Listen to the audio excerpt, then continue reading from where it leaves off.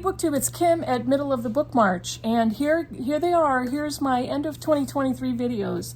I usually wait until the rollover of the year to post these. What I do is I do a best of video, and I also do the best 4-star books video. And that's what today's video is, but I'm going to post both of these videos this week. I'm not going to do a worst of 2023 video. I often do. I think I have done that. Because it took me a little bit to think of all the really bad books, and if a book was really bad, I would typically DNF it, which I've done just all over the place. Heidi ho, it's going in the trash. So I don't spend too much time on books I hate. There have been a few duds in the BookTube Prize. There always are. Not every book is perfect.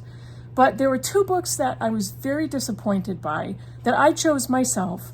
And I will tell you what those are in my weekend, My Bookish Week video. So I'm not going to do a whole video on those 2.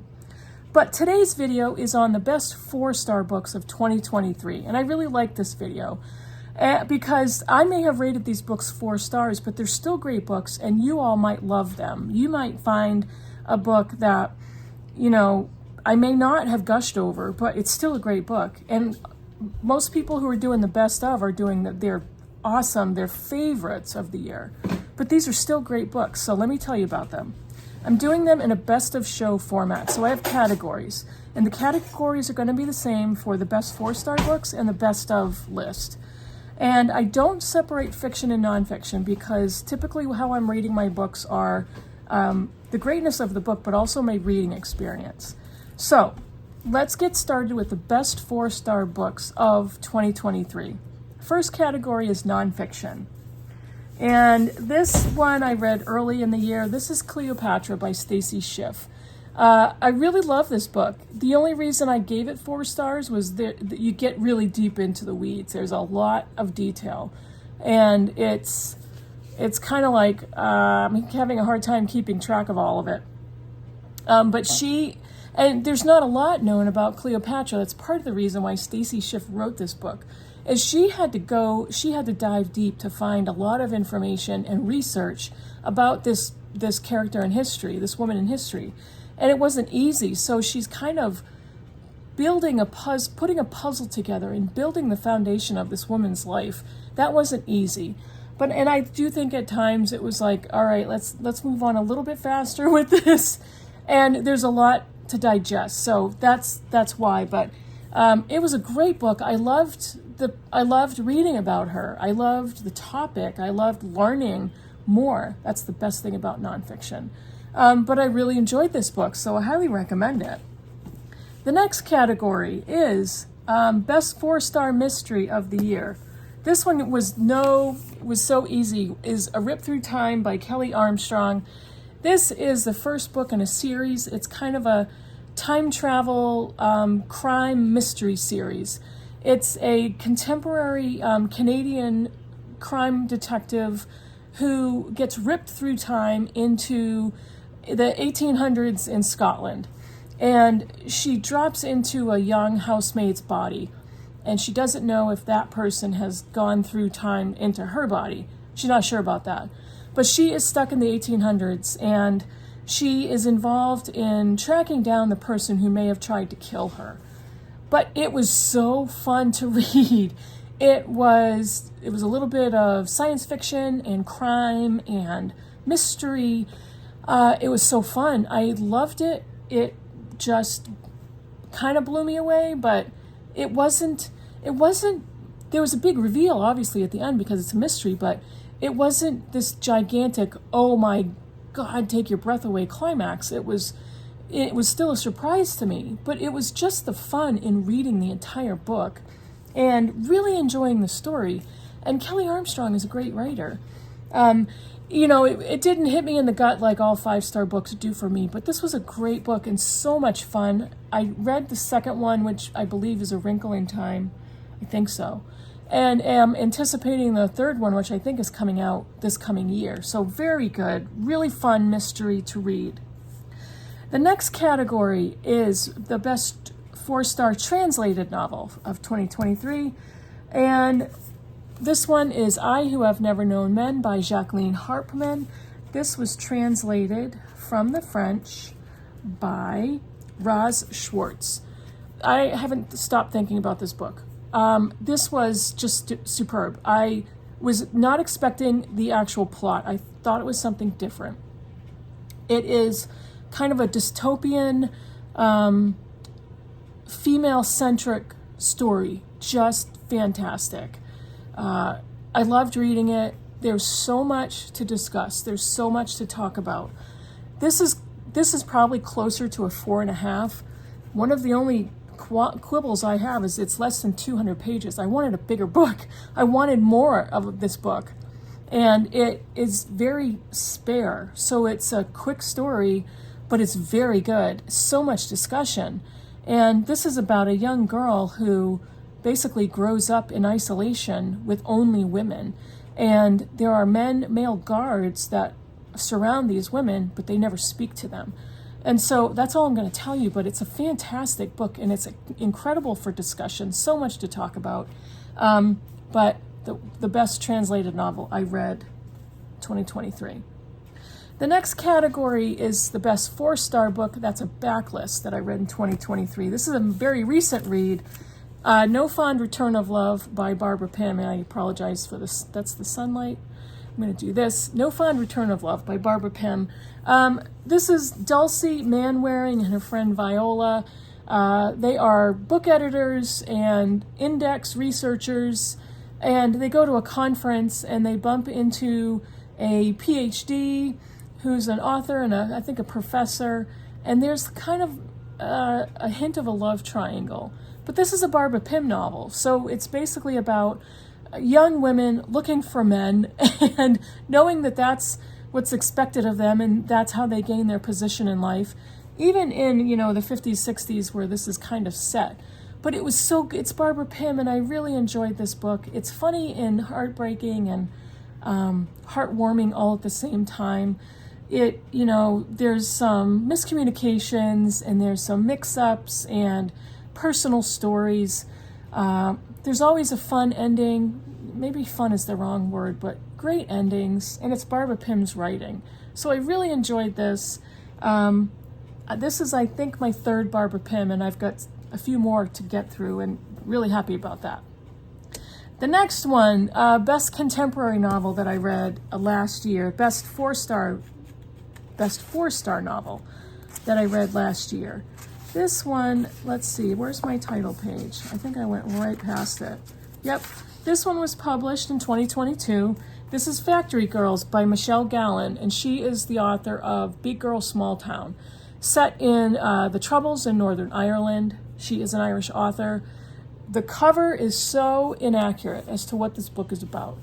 The book is much darker than the cover makes you think, because it looks like the contents of a teenage girl's bedroom, and it kind of is.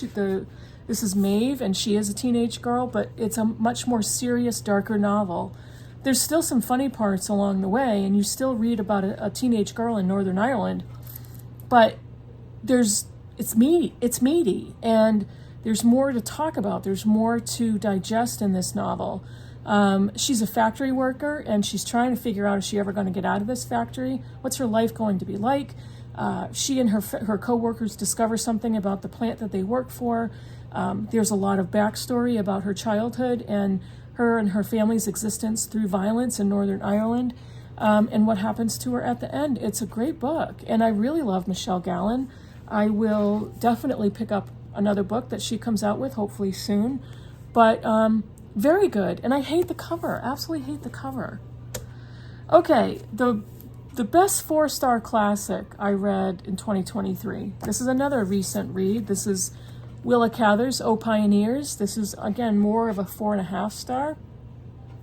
This is the first book in her Great Plains trilogy, and this is a story of Alexandra Bergson, who, they are from Nebraska, I think. Yeah, Nebraska. She is the only daughter in a family of 4 children, so she has 3 brothers. After their father dies, he basically makes her the heir to the family land. And it's a lot of, arid land, unfarmable, neighbors who are selling their land and leaving, They're deserting the area, and Alexandra and her brothers are staying on their family land. What are they going to do about it? They have to do something. And she is basically a pioneer of making improvements and making changes so that they can live here and survive and thrive. It is so beautiful. It really is. For me, I had a hard time emotionally connecting with Alexandra, and I don't need my protagonist to be nice or sweet or perfect. I don't even need them to be all good or all bad. But she gets she's a little too reserved for me, so I had a hard time seeing the story through her and really agreeing with her reactions to certain things. But Cather's writing is spectacular, and I will always pick up her books. I really want to get to Song of the Lark, which I just received for Christmas, but this is the best star, and I consider this a classic. This is the best 4-star classic I read in 2023. The next one, in May, I did Mental Health May as a readathon with Marilyn Maya Mendoza. And I added a category, the best book on mental health, best 4-star book. I keep saying that. These are 4-star books. The best 4-star book on mental health from 2023. This one is Under the Skin by Linda Villarosa, The Hidden Toll of Racism on American Lives and on the Health of Our Nation. Now, this one was a BookTube Prize book, but there's so much in here about how racism affects Black people's health, physical health, and mental health. And it's just a fantastic book. It starts off a lot with Linda Villarosa's story, personal story. And I didn't think I didn't think it smoothly transitioned to the rest of the book. But it was still a great book. And the topic is maddening. And nobody talks about this. Nobody talks about the effect that racism has on the physical and mental health of Black people. And I thought this was new to me, embarrassingly new to me, but I was so grateful to have read it because it opens things up and it's shown a light for me on knowing more and learning more. But really great book. She talks a lot about women's health and what Black women deal with in pregnancy and childbirth. Talks about Serena Williams, if you're not familiar with what she endured having her first child, look that up. It's enraging. So great book on this topic. May not have been a book that I picked for Mental Health May, but it turned out to be a great book to read on the topic of mental health. The next one, the best 4-star book about Black Americans that I read in 2023. This was on my Kindle, so it's Strong Black Woman, and I did not get the author or the editor's name, and I apologize for that. And I will put it here in a text box, and I will leave it up the entire time I'm talking about this book. It's basically a collection of writings about what it means to be a strong Black woman, but on the topic of, is that a stereotype? And what does that stereotype mean? What pressure are Black women under to fulfill that stereotype of being strong? What does that mean coming from their own community? And what does that mean coming from white people? Do white people look at the strong Black woman as someone who is stereotypically aggressive? What does that mean coming from other Black people to be a strong Black woman? And does that allow a Black woman to be emotional or to be scared or to show insecurities? Excellent book. I loved it, but it wasn't that 5-star for me. It didn't hit me in the gut. But I just, again, along with Under the Skin, highly recommend reading that book just to learn and to try to understand what Black women go through with the stereotypes. And it's just one facet of those of us who are not Black to learn more and to understand. The next category is because of the BookTube Prize. And I've done it again. I wrote this on a piece of paper and I didn't write the author's name, so I apologize. I'm going to put the author's name at the bottom of the screen for the entire time I talk about the book. This is Half American, because of the BookTube Prize in NonFiction. And this book is about Black Americans during World War II and their involvement and their opportunities during the war. It's gross and enraging and embarrassing that our country and our government, the white people, the white men in power, treated Black Americans this way during World War II. Those people who wanted to fight and wanted the opportunity to serve their country as much as any white people did. And we're talking about men and women in all different roles and areas of the military and the government.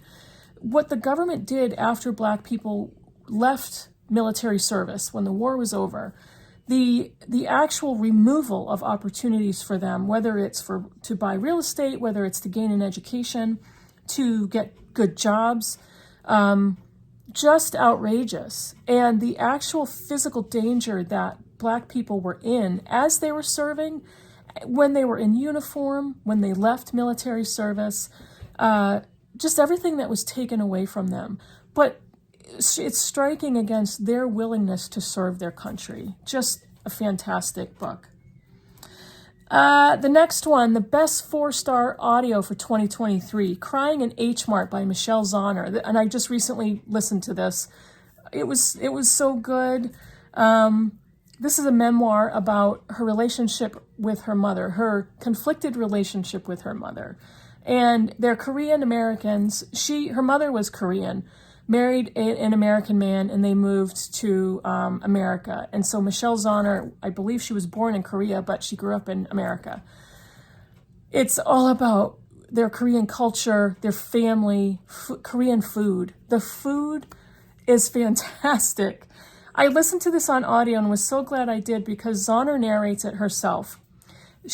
I would wish that she would have elevated her narration a little bit, because at times it was fairly flat, but there are also other times where it was very emotional. But with her narrating, she pronounced the Korean words that I never would have been able to pronounce as I was reading it in print. She talks about the Korean food, and it just sounds so amazing. But listening to her talk about her mother and the change in their relationship that happened after her mother got sick is just illuminating. And it's such a great audio. I highly recommend this memoir. So now I'm at the end of my list. Those are my categories. I think I had 10 categories. I did. And what I'm going to do out of those 10 books, the best 4-star books that I had in 2023, I am going to hold up the book that I picked as my best in show. This is just like a dog show. The best in show from my 4-star books for 2023 is I Who Have Never Known Men by Jacqueline Hartman, translated from the French by Raj Schwartz. I haven't stopped thinking about this book. As I said earlier, it is such a dark but illuminating story. It is troubling and beautifully written. It is bleak and hopeful, and just the ending, I kind of held my breath, like for the last half hour I read it. The ending was just perfect. It was a perfect ending for this book. So I urge you to go out and buy this, to read it. It's an excellent translated novel, and it's my best 4-star book of 2023. That is it for me for the best 4-star novels and nonfiction, all on the same list for 2023. Let me know if you've already read any of these books and what you think. And stay tuned for the best books of 2023 coming up in a few days. And then in my Bookish Week video on Sunday, I will tell you about the 2 most disappointing books of the year last year that I picked for myself and was disappointed, and a little disappointed in myself as well. But I've learned. Live and learn. So thanks for watching, and I'll see you all in the next video. Bye, everybody.